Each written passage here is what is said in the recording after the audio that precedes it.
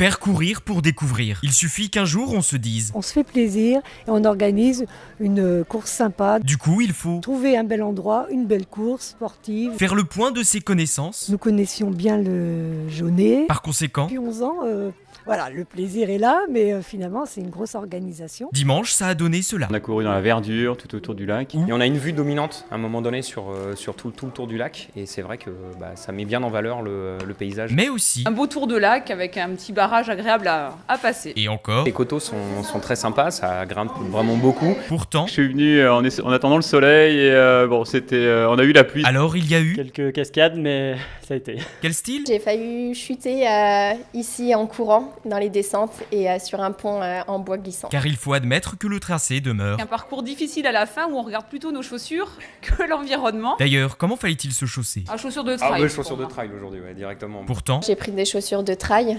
j'ai glissé quand même, donc je pense que ça aurait été pire avec des chaussures de route. pourquoi? Il y a vraiment des passages très techniques sur un petit peu plus loin dans la forêt.